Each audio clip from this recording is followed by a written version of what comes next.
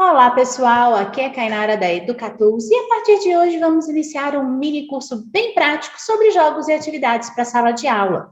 Nosso objetivo é trazer ideias e sugestões que já possam ser aí incorporadas às suas aulas o quanto antes. Então, vem com a gente!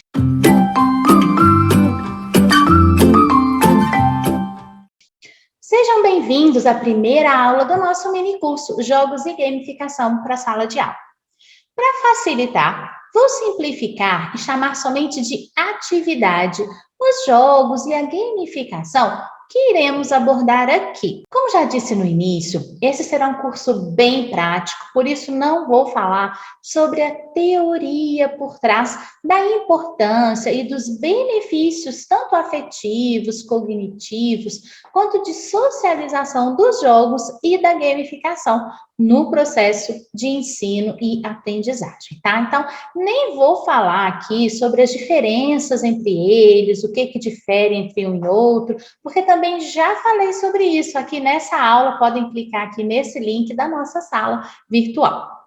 O importante é termos sempre em mente que esse tipo de atividade lúdica, ela motiva os alunos, ela auxilia na aquisição do conhecimento, ela proporciona ali uma maneira divertida de praticar o conteúdo, além de provocar um rompimento, né, da própria rotina de sala de aula e criar um contexto muito mais significativo.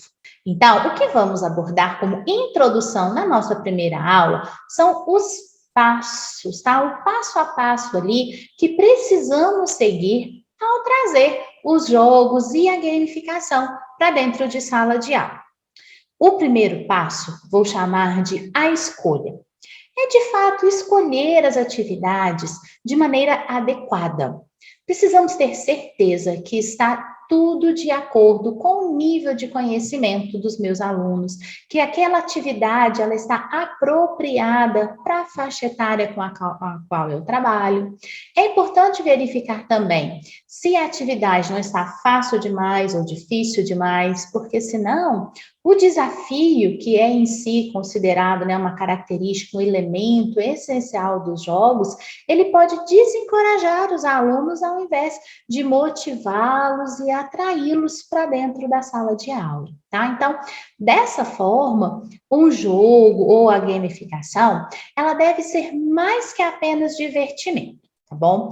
Elas devem envolver ali uma competição amigável e manter os alunos envolvidos, interessados, né? Encorajando-os a colocar em prática mesmo o conteúdo que está sendo aprendido, dando aí essa possibilidade de aprender mais, de praticar ou até mesmo revisar conteúdos vistos em sala de aula, tá bom? O segundo passo eu chamo de o momento, que é o quando e o como usar essas atividades em sala. São tantos os benefícios que eles oferecem que não podemos deixá-los para quando sobrar ali um tempinho no final da aula, só para preencher aquele espaço vazio, aquele tempo que está sobrando. Tá?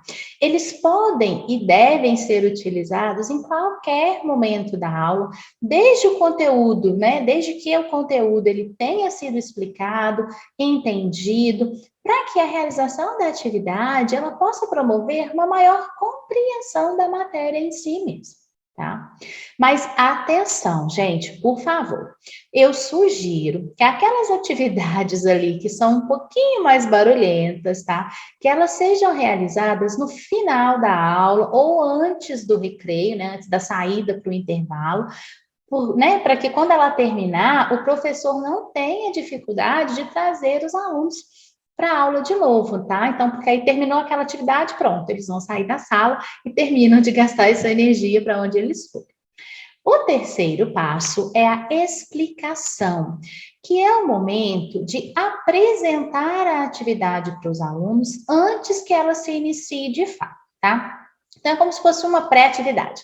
E ela é de extrema importância, tá? Porque ali o professor ele vai explicar o porquê dela para tornar os alunos conscientes de que aquele momento não é só diversão, mas sim de muita aprendizagem mesmo. Tá? Então, explicar os motivos que estão, né, por trás do jogo ou da gamificação mostra claramente para o aluno que aquilo não é perda de tempo e que aquilo foi planejado, né? O professor estudou, organizou, planejou para promover e ampliar os seus conhecimentos, tá? Os conhecimentos do aluno. E claro, depois de mostrar ali as razões pedagógicas da atividade, o professor ele precisa deixar bem clara as regras do jogo e ensinar como jogar. Se for necessário, né, dá um exemplo, joga ali com outro aluno para poder demonstrar, para que fique bem clara a execução do jogo, né? E aí que entra o nosso quarto passo, que é justamente a execução, que é o jogo em si, a realização da atividade, né, o jogar. Nesse momento, o professor ele precisa deixar os alunos bem à vontade para expor os seus conhecimentos, as suas ideias, as opiniões. E o ideal é que a atividade ela não seja interrompida para corrigir os alunos, tá? Nesse momento, o professor ele deve sim monitorar e registrar para futuras correções, né? Aquilo que o aluno errou, aquilo que ele pôde observar ali, para que posteriormente seja corrigido num outro momento. Tá? Outro fator importante é não obrigar quem não quer a participar.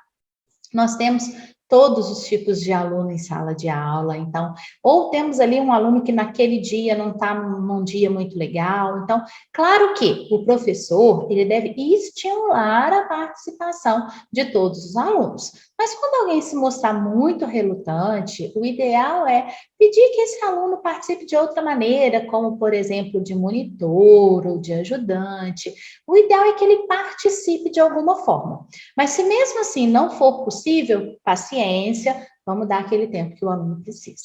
Bom, outra questão importante também é que se no meio ali do caminho os alunos estiverem assim desinteressados, né, entediados ou até mesmo cansados ali da atividade, do propósito em si do jogo ou da gamificação, o ideal é interromper e trocar de atividade, tá?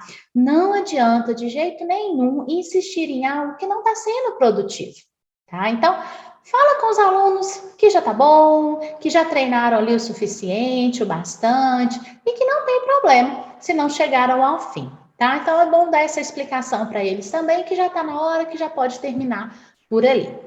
E o último passo, né, de como trazer os jogos e a gamificação é o feedback. O feedback, ele vem logo após o término da atividade. É o momento em que o professor, ele coloca para os alunos como foi a performance deles e dá um feedback mesmo, um retorno sobre o que precisa ser corrigido e melhorado.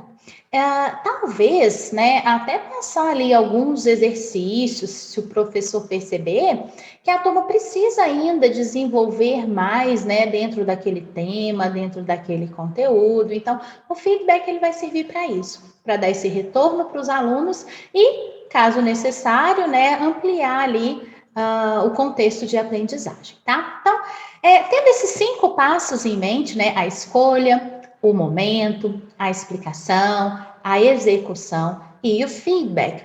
A gente pode agora, então, trazer as atividades em si e mostrar como fazer para colocá-las em prática. E é isso que faremos na nossa próxima aula. Até lá!